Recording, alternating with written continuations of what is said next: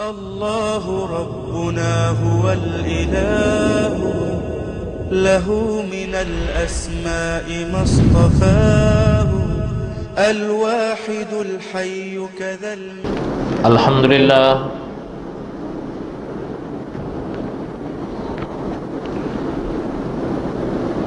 الحمد لله حمدا كثيرا طيبا كما أمر،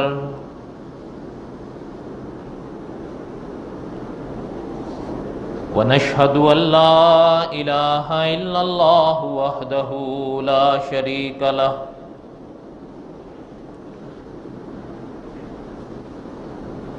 ونشهد أن سيدنا وسندنا ومولانا محمدا عبده ورسوله، أما بعد، أعوذ بالله من الشيطان الرجيم، بسم الله الرحمن الرحيم.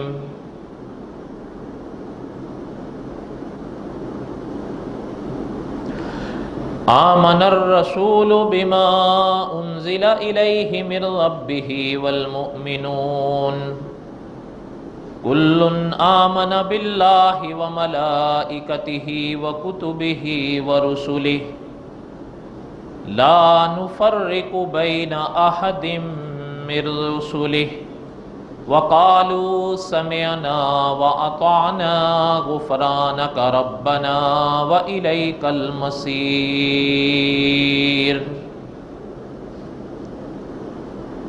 صدق الله العظيم، وبلغنا رسوله النبي الكريم، ونحن على ذلك لمن الشاهدين والشاكرين، والحمد لله رب العالمين.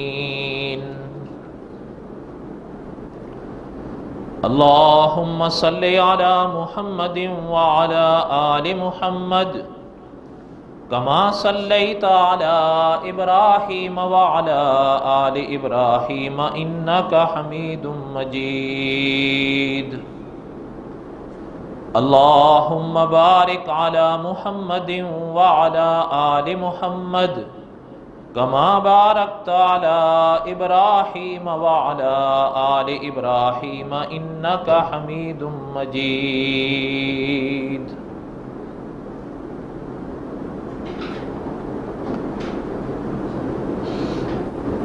حضرت آدم علیہ السلام کے واقعات ہم پڑھ رہے تھے.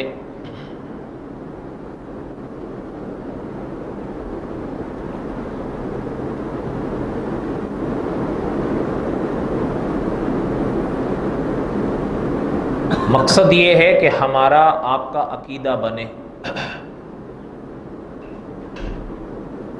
آپ کا اور ہمارا عمل سنورے،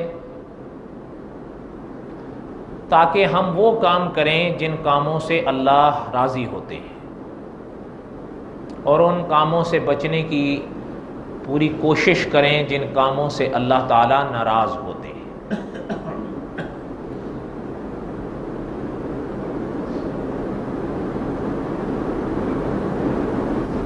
حضرت آدم علیہ السلام کے واقعات میں ہم اس مقام تک پہنچے تھے کہ حضرت آدم علیہ السلام اللہ کے حکم کے مطابق حرم تشریف لائے، کعبہ بنا،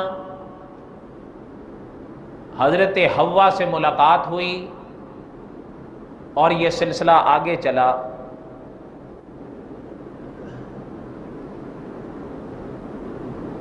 اب قرآن پاک میں حضرت آدم علیہ السلام کے بارے میں کئی باتیں ملتی ہیں، کہیں اختصار کے ساتھ، کہیں تفصیل کے ساتھ.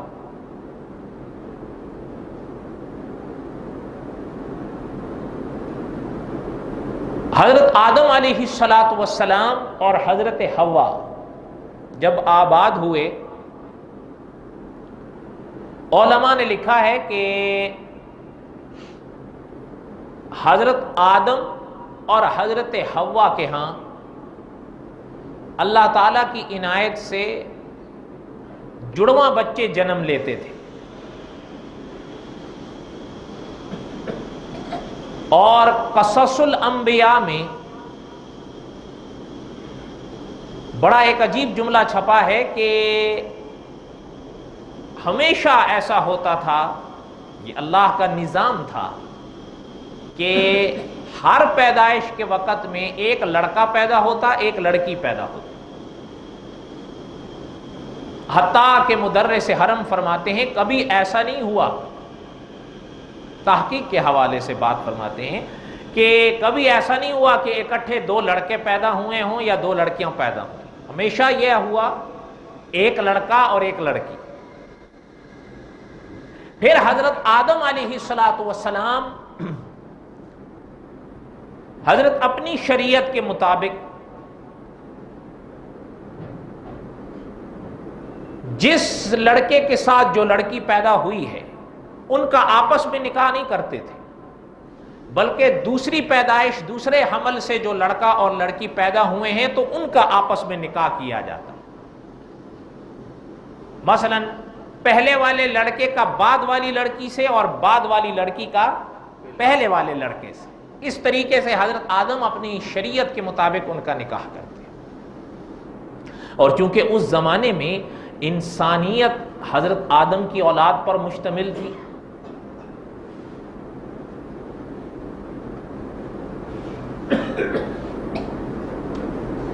اب قرآن پاک میں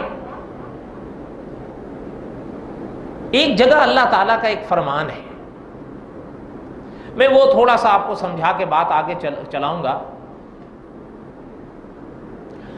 بعض علماء نے چونکہ یہ لکھا ہے کہ یہ پہلے حمل کا واقعہ تھا، بعض نے کچھ اس سے علمی اختلاف کیا ہے، لیکن بہرحال بات اگلی کرنی ہے، چاہے وہ پہلا ہو یا دوسرا ہو۔ قرآن پاک میں اللہ تعالیٰ نے سورۃ اعراف میں حضرت آدم علیہ السلام کے واقعات بیان فرمائے، وہاں پر ایک آیت ہے بلکہ دو ہیں، ان کی تفسیر میں ایک واقعہ لکھا گیا ہے، وہ بس تھوڑا سا آپ کو سمجھانا ہے۔ پہلے میں یہ سوچ رہا تھا کہ وہ واقعہ بیان کروں یا نہ کروں، لیکن پھر کچھ حالات ایسے محسوس ہوئے تجربے سے کہ عام طور پر کچھ لوگ کچھ باتیں ایسی پڑھتے رہتے ہیں کہ جن کے آگے وضاحت یا پوری نہیں ہوتی یا مضبوط نہیں ہوتی۔ ان کا بعض لوگوں کا، میں سب کی نہیں بات کر رہا ہوں، بعض لکھنے والوں کا انداز یہ ہوتا ہے کہ جو کچھ کتابوں میں ملا اس کو لیا اور لکھ دیا، اور یہ بڑی خطرناک بات ہے۔ ہاں اگر عالم ہو مولانا حفظ الرحمان سیوہاروی جیسے رحمت اللہ علیہ کہ پوری قصص القرآن لکھی ہے، لیکن علماء محققین فرماتے ہیں پوری کتاب آپ پڑھ جائیں، پوری کتاب میں کسی واقعے میں حضرت نے ملاوٹ نہیں ہونے دی۔ اگر کہیں روایت لی ہے اسرائیلیات میں سے، ساتھ میں وضاحت کی ہے کہ اس اسرائیلی روایت کی حیثیت کیا ہے، تاکہ پڑھنے والے کا عقیدہ خراب نہ ہو۔ بات سمجھ آ رہی ہے؟ یا عالم ہو مولانا عبد الرحمان صاحب مظاہری جیسے دامت برکاتہم، کہ جنہوں نے ہدایت کی چراغ لکھی ہے انبیاء علیہ السلام کی سیرت پر 1400 صفحات میں، لیکن کسی بھی واقعے میں ملاوٹ نہیں ہونے، اور جس روایت کی جو حیثیت ہے اور وہ آپ کے اور ہمارے لیے کیا اثر رکھتی ہے، اس کو بڑی تفصیل کے ساتھ حضرت نے بیان کیا، یا کہیں اس کا خلاصہ بھی بیان کیا تو بات بالکل 2 اور 2 4 کی طرح پڑھنے والے کو سمجھ آ جاتی ہے کہ میں کیا پڑھ رہا ہوں۔ اس لیے میں نے سوچا کہ اس واقعے کی تھوڑی سی وضاحت میں کر دیتا ہوں، لیکن اس کے لیے آپ سے گزارش ہے کہ تھوڑا سا اس کو جاگ کر سنیے۔ کیونکہ یہ تقریر نہیں، یہ درس ہے۔ قرآن پاک میں جو بات میں عرض کر رہا تھا، اب ذرا سنیے۔ اللہ تعالیٰ نے فرمایا هو الذی خلقکم من نفس واحدہ وجعل منها زوجها لیسکن الیہا فلما تغشاها حملت حملا خفیفا فمرت به فلما اثقلت دعوا اللہ ربہما لئن آتیتنا صالحا لنکونن من الشاکرین دعوا اللہ ربہما لئن آتیتنا صالحا۔ اچھا، یہ دو آیتیں ہیں، ان کو ذرا تھوڑا سا آپ غور سے سنیں۔ ان آیتوں کی تفسیر میں ایک واقعہ لکھا گیا بعض کتابوں میں کہ حضرت آدم علیہ السلام کے گھر اولاد کی امید ہوئی،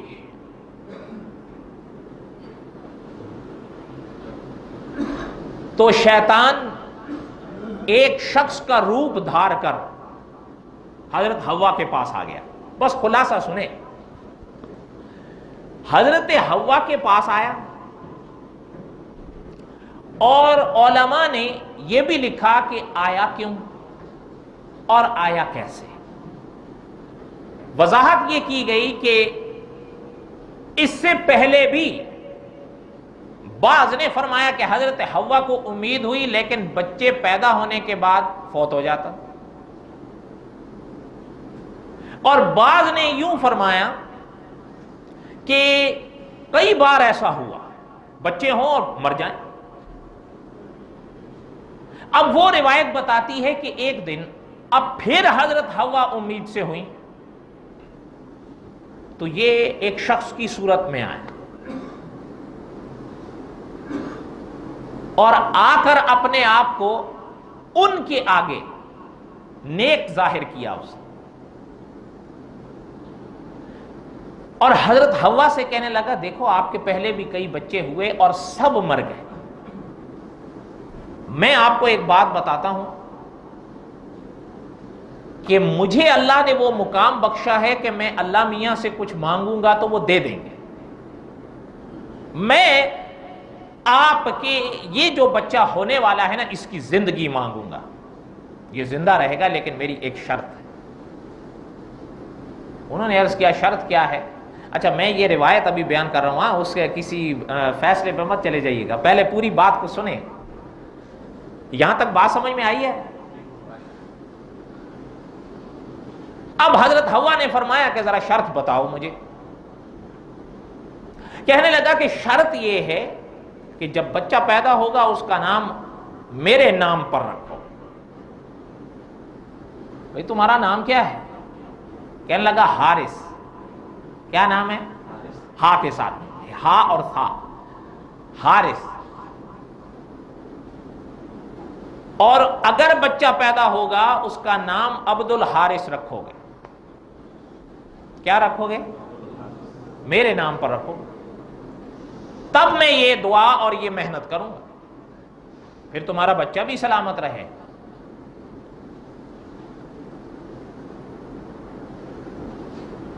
اس روایت کے مطابق حضرت حوا نے ہاں کر دی،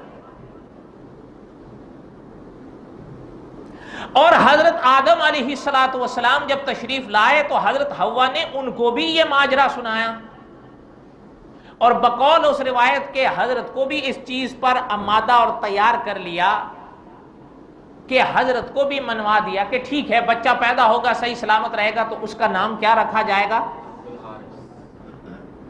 اب وہ روایت بتاتی ہے کہ زمین پر تو ابلیس نام تھا، ابلیس کا نام عزازیل تھا، لیکن آسمانوں پہ وہ حارث مشہور تھا۔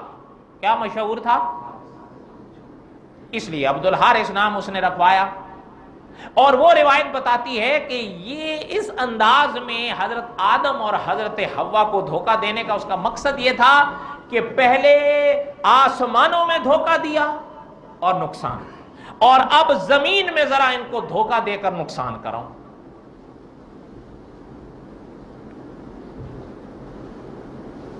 اچھا اب وہ یہ ہے کہ جب بچہ پیدا ہو گیا،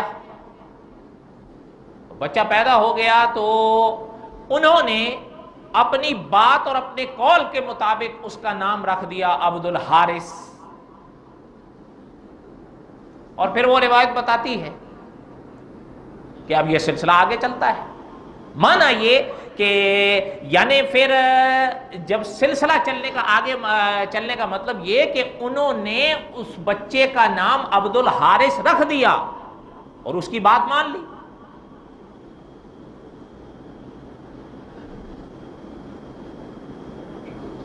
اگر حارث، ایک منٹ کے لیے، اگر حارث شیطان کا نام مان لیا جائے، عبد الحارث کا کیا معنی ہوگا؟ حارث کا بندہ. اور اگر حارث واقعتاً اس کا نام تھا تو عبد الحارث نام رکھنا پھر جائز ہوگا؟ نہیں ہوگا. اور نہیں ہوگا تو کیا ہوگا؟ شرک ہوگا. کیوں؟ اس لیے کہ انسان عبد کس کا ہوتا ہے؟ یہ خلاصہ سمجھ میں آیا؟ اب یہ واقعہ ان دو آیتوں کی تفسیر میں لکھا گیا. کیوں لکھا گیا؟ علماء جانتے ہیں یہ آیت جو ہے نا، هو الذی خلقکم من نفس واحدہ وجعل منها زوجها لیسکن الیہا. علماء مفسرین لکھتے ہیں کہ یہ جو جملے ہیں کلام پاک کے، وہ بتا رہے ہیں کہ یہ واقعہ میں حضرت آدم اور حضرت حوا مراد ہے. کیا ہے؟ حضرت آدم اور حضرت. اور آگے جو قرآن کہہ رہا ہے فلما تغشاها حملت حملا خفیفا فمرت به فلما اثقلت دعوا الله ربهما لئن آتيتنا صالحا لنكونن من الشاکرین فلما آتاهما صالحا جعلا له شرکاء. اب وہ یہ کہتے ہیں کہ یہاں اس آیت میں جو اللہ تعالیٰ نے فرمایا، مانا خلاصہ یہ ہے کہ دیا اللہ نے لیکن نسبت کر دی ہے غیر کی طرف، اور یہ شرک ہوا. کیا ہوا؟ اب اگر یہ جوں کا توں مان لیا جائے اور اس روایت کو بھی جوں کا توں مان لیا جائے تو حضرت آدم پھر نبی رہیں گے؟ یہ آپ ذرا سوچ کے بتانا مجھے. اس لیے کہ عصمت نبوت کا خاصہ ہے. خدا کے نبی معصوم عن الخطا ہوتے ہیں. حتیٰ کہ علماء اہل سنت و جماعت کا فیصلہ یہ ہے، علماء محققین کا فیصلہ یہ ہے کہ بڑے گناہوں کے پاس پیغمبر جائیں بڑی دور کی بات ہے. خدا تو چھوٹے گناہوں کو پیغمبروں کے پاس آنے کی اجازت نہیں دیتے، چہ جائے کہ شرک سے بڑا بھی کوئی گناہ ہے دھرتی پر. اس لیے میں نے یہ روایت جو بیان کی ہے اس کو ذرا سن لیں کہ مفسر قرآن مولانا عبد الحمید سواتی رحمۃ اللہ علیہ نے اپنی کلام پاک کی اس موقع کی تفسیر پر سورۃ اعراف کی یہ آیتیں ہیں. سورۃ اعراف پر حضرت نے پوری ایک جلد لکھی ہے. حضرت کی تفسیر کی پوری ایک جلد ہے جو غالباً 676 صفحات پر ہے. اور حضرت نے اس آیت کی تفسیر میں لکھا ہے کہ یہ روایت تو ہماری بعض کتابوں میں لکھی گئی ہے، لیکن جمہور محدثین کا فیصلہ یہ ہے کہ انہوں نے اس روایت کو تسلیم نہیں کیا ہے. بات سمجھ میں آئی یا نہیں سمجھ میں آئی؟ نہیں سمجھ میں آئی بات. اصل میں شیخ العرب والعجم حضرت شیخ محمد مکی صاحب فرمایا کرتے ہیں نا کہ جھوٹ جتنا زیادہ بولا جائے نا اس میں لطف اتنا زیادہ آتا ہے. کیوں؟ اس لیے کہ سچ بولا جاتا ہے اور جھوٹ گھڑا جاتا ہے. اگلی بات سنیں. شیخ الحدیث مولانا ادریس کاندلوی رحمۃ اللہ علیہ لکھ گئے ہیں کہ یہ روایت معلول ہے. معلول کا معنی میں نہیں کروں گا اس لیے کہ اشارہ میں طلبہ کے لیے کر رہا ہوں تو وہ خود جانتے ہیں کہ معلول کس کو کہتے ہیں. یاد رکھیے گا کہ اس روایت کے حوالے سے اگر اس کے ظاہر کو جوں کا تو مان لیا جائے آپ کا اور ہمارا عقیدہ برباد ہو جائے گا. سمجھ آئی بات یا نہیں سمجھ میں آئی؟ اس لیے علماء محققین کا فیصلہ یہ ہے کہ کلام پاک کی اس آیت پر غور کرو تو هو الذی خلقکم من نفس واحدہ وجعل منها زوجها لیسکن الیہا، وہ فرماتے ہیں یہاں تک حضرت آدم اور حضرت حوا کا ذکر یہاں آیا، تھم گیا اب اس کے بعد فلما تغشاها سے لے کر آخر تک پھر حضرت آدم اور حضرت حوا کی اولاد کا ذکر ہے، عام اولاد کا، انبیاء کا نہیں۔ سمجھ آئی بات یا نہیں سمجھ میں آئی؟ پتہ چلتا ہے ان اسباق سے کہ کتاب میں اگر کوئی بات لکھ دی جائے تو ہر بات صحیح ہو یہ ضروری نہیں ہوتا، سمجھ آئی یا نہیں؟ لیکن یہ فیصلہ آپ اور ہم کریں گے یا علماء کریں گے؟ اور بولیں تو صحیح، علماء کریں گے، اس لیے کہ العلماء ورثۃ الانبیاء، انبیاء کے وارث نبوت کی پاک زبان سے کون قرار پائے ہیں؟ علماء، چاہے اس دور کے ہوں، چاہے اس دور کے ہوں، اور چاہے انشاءاللہ آئندہ آنے والے دور میں ہوں، اس لیے کہ حضور کی وراثت قیامت تک، تو استاذ العلماء علامہ خالد محمود صاحب لکھتے ہیں حضور کی وراثت قیامت تک، تو حضور کے ورثاء بھی قیامت تک، ہے یا نہیں؟ اچھا یہاں تک بات سمجھ میں آئی اس روایت کے حوالے سے۔ اچھا ایک چیز یہ بھی سن لیں، یہ جو روایت بیان کی ہے بعض علماء نے اس کو تسلیم کیا لیکن تعویل کے ساتھ۔ کس کے ساتھ؟ تعویل کے ساتھ، جوں کا تو تسلیم نہیں کیا، اس لیے کہ جوں کا تو اگر تسلیم کیا جائے تو حضرت آدم معصوم قرار پاتے ہیں، بلکہ خدا نہ کرے شرک جیسا بڑا، سب سے بڑا گناہ ان کی طرف منسوب ہوتا ہے، تو کیا آپ اور ہمارا عقیدہ اس کو گوارا کرے گا کہ آپ اور ہم حضرت آدم کو مشرک مانے؟ نعوذ باللہ، نہیں۔ خدا کے نبیوں نے ساری دنیا کو یہ سمجھایا ہے کہ شرک کیا ہے، وہ خود کیسے شرک کر سکتے ہیں؟ اچھا ایک اور چیز بھی ہے، اس روایت کو اگر تسلیم کر لیا جائے جوں کا تو آپ خود بتائیں حضرت آدم نے پہلے لغزش کھائی شیطان کی دھوکہ دینے کی وجہ سے، جنت میں کھائی یا نہیں کھائی؟ وہ سارا تفصیل سے آپ سن چکے ہیں۔ تو اگر اس روایت کو جوں کا تو مان لیا جائے تو پھر زمین پر دوسری مرتبہ بھی دھوکہ کھایا یا نہ کھایا؟ اس روایت کے مطابق اگر اس کو جوں کا تو مانے۔ لیکن یاد رکھیں حضور علیہ السلام نے فرمایا مومن ایک سوراخ سے 2 بار نہیں ڈسا جاتا، یہ مومن کی شان ہے، وہ ایک ہی سوراخ سے 2 بار۔ ہاں ذرا پھر آپ بھی ذرا محتاط ہو جایا کریے۔ خیر اچھا یہاں تک بات سمجھ میں آ گئی آپ کو اس روایت کی حوالے سے یا نہیں؟ اب میں نے خلاصہ بیان کر دیا ہے، حضرت آدم اور حضرت حوا کا تو صرف ابتدائی حصے میں ذکر ہے، بعد میں جو ذکر کیا گیا اور وہ ذکر کا خلاصہ یہ ہے کہ اللہ تعالیٰ نے حضرت آدم اور حضرت حوا کے بیٹوں اور بیٹیوں میں اولاد کا سلسلہ رکھا، ان کو اولاد بخشی۔ اولاد بخشنے والے کون ہیں؟ اللہ ہیں، لیکن اللہ فرماتے ہیں دیا ہم نے، لیکن بعد میں اس کو کسی اور کی طرف منسوب کر کے شرک کرنے لگ پڑے۔ یہ اللہ تعالیٰ نے ان کی مذمت بیان فرمائی ہے جو لوگ مشرک ہوئے حضرت آدم اور حضرت حوا کی اولاد میں، نہ کہ حضرت آدم اور حضرت حوا۔ سمجھ آئی بات؟ یہ تو وہی بات ہے، قصور کس کا اور الزام کس پر؟ تو خیر بہرحال یہاں تک ایک خلاصہ میں نے عرض کیا اس روایت کے حوالے سے۔ اب ذرا آپ اور ہم اگلی بات پڑھتے ہیں۔ علماء نے لکھا ہے کہ حضرت آدم اور حضرت حوا کی زندگی جب اس زندگی میں آباد ہوئی اور سلسلہ آگے بڑھنے لگا تو حضرت آدم اور حضرت حوا کے ہاں 2 بیٹے پیدا ہوئے۔ میں نے پہلے وضاحت کی علماء مفسرین کے فرمان کے مطابق لڑکا لڑکی، پھر دوسرے حمل میں بھی لڑکا اور لڑکی۔ اب قرآن پاک میں اللہ تعالیٰ نے ایک مقام پر فرمایا کہ میرے نبی وَاتْلُ عَلَيْهِمْ نَبَأَ ابْنَيْ آدَمَ بِالْحَقِّ وَاتْلُ عَلَيْهِمْ نَبَأَ ابْنَيْ آدَمَ بِالْحَقِّ، ان کے سامنے آدم کے 2 بیٹوں کا واقعہ بیان کریے، لیکن سچ سچ، صحیح صحیح، درست درست، حق حق۔ وَاتْلُ عَلَيْهِمْ نَبَأَ ابْنَيْ آدَمَ بِالْحَقِّ، حضرت آدم کے 2 بیٹوں کا قصہ ان کو سنائیے، لیکن کیا؟ صحیح صحیح، حق حق، سچ سچ۔ مفتی شفیع صاحب رحمۃ اللہ علیہ نے اس آیت کے جملے پر بڑا عجیب عنوان قائم کیا ہے۔ حضرت لکھتے ہیں کلام پاک کے اس جملے سے پتہ چلتا ہے کہ تاریخی واقعات بیان کرنے میں سچ اور احتیاط واجب ہے۔ کیا ہے؟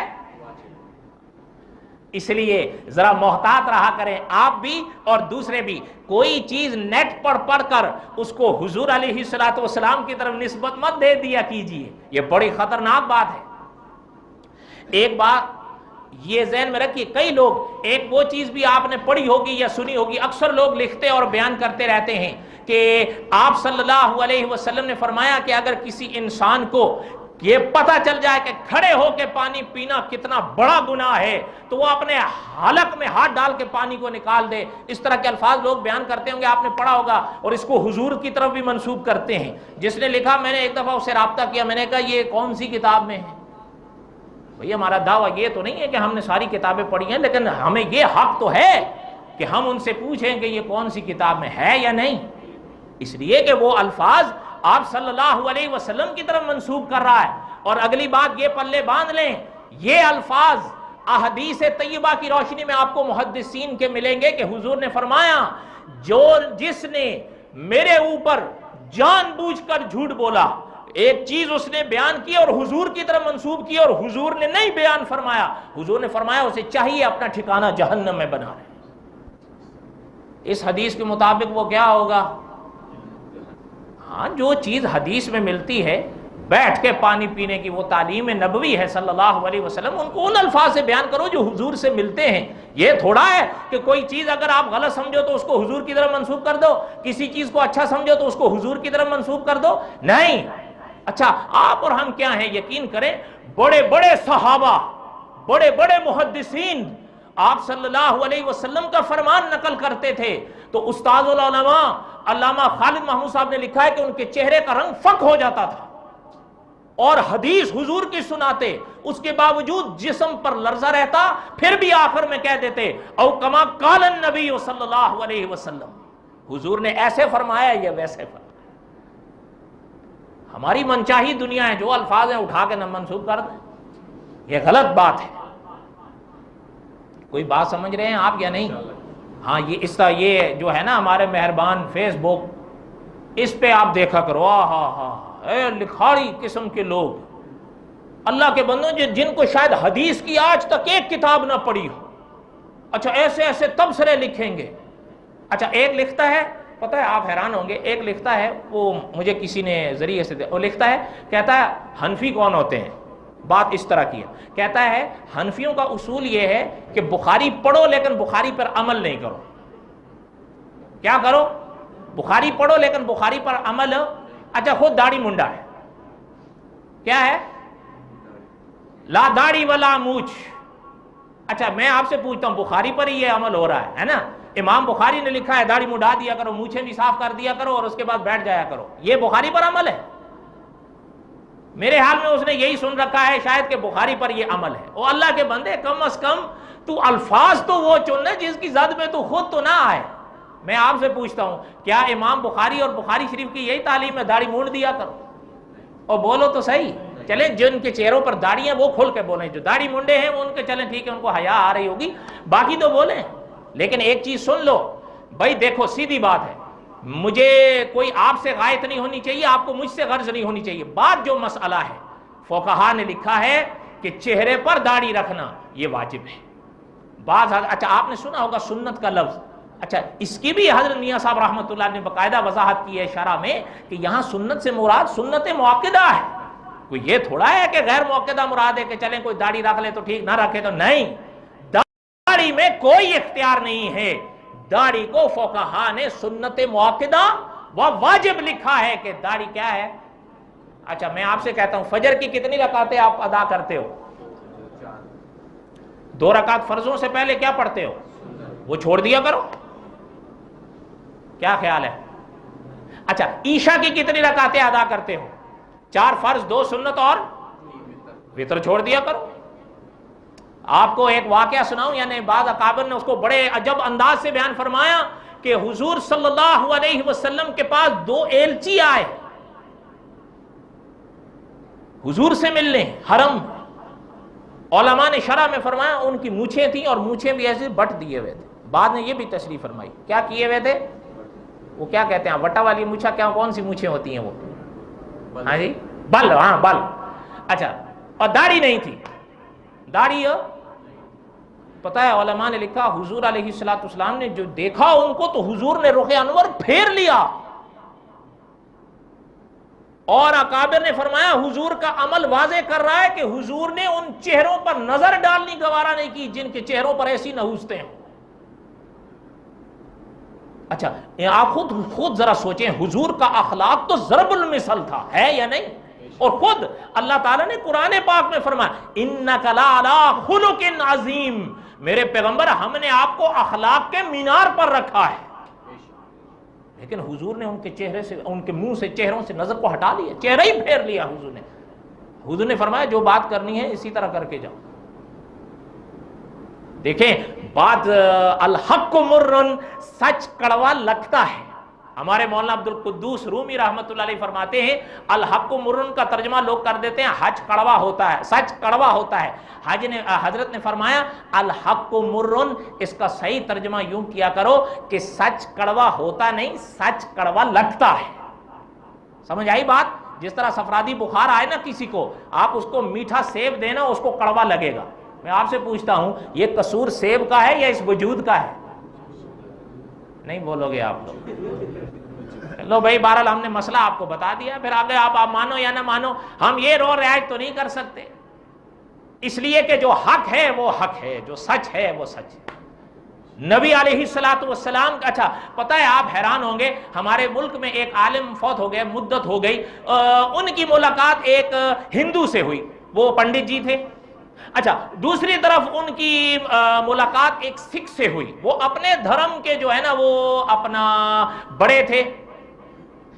اچھا بات جیسے ایک بات ہوتی ہے نا، ایسے ہی ایک سوال ہو گیا کہ جی پنڈت جی آپ ایسے کیوں ہیں، ظاہری نقش مراتا۔ وہ کہنے لگے میرا رام ایسا تھا، ہمارے رام۔ اچھا سکھ سے پوچھا گیا کہ جی آپ سردار جی ایسے کیوں، کہنے لگے ہمارے گرو نانک ایسے تھے، ہمارے گرو ایسے تھے۔ کیا تھے؟ اچھا اب حضرت کی باری آئی، حضرت سے پوچھا گیا کہ حضرت آپ ایسے کیوں، فرمایا ہمارے محمد ایسے تھے صلی اللہ علیہ وسلم۔ کوئی بات سمجھ میں آئی یا نہیں سمجھ؟ یہ اس لیے میں نے سنا ہے، بہت مدت ہو گئی، فوت ہو گئے سن 1987 میں، لمبا قصہ ہے۔ خیر کہنے کا مقصد یہ تھا کہ قرآن پاک کی اس آیت کی وَاتْلُوا عَلَيْهِمْ نَبَأَ ابْنَيْ آدَمَ بِالْحَقِّ، اللہ فرماتے ہیں میرے نبی ان کو میرے آدم کے دو بیٹوں کا قصہ سنائیے، سچ سچ، حق حق، درست درست۔ مفتی شفیع صاحب رحمۃ اللہ علیہ لکھتے ہیں اس آیت کی تفسیر سے یہ اصول پتہ چلا ہے کہ اللہ تعالیٰ نے یہ اصول دیا ہے اپنے بندوں کو کہ تاریخ کے حوالے سے، کسی واقعے کے حوالے سے کوئی بات بیان کرو، کوئی نقل کرو، تو پھر تمہارے لیے واجب ہے کہ اس کو صحیح بیان کرو۔ سمجھ آئی بات یا نہیں سمجھ میں آئی؟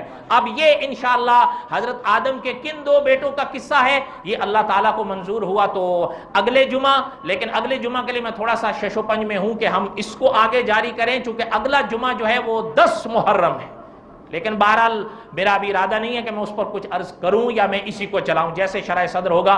دعا کریں اللہ تعالیٰ آپ کے ہم سب کے حامی و ناصر ہوں۔ وما علینا الا البلاغ المبین، سنتیں ادا کریں۔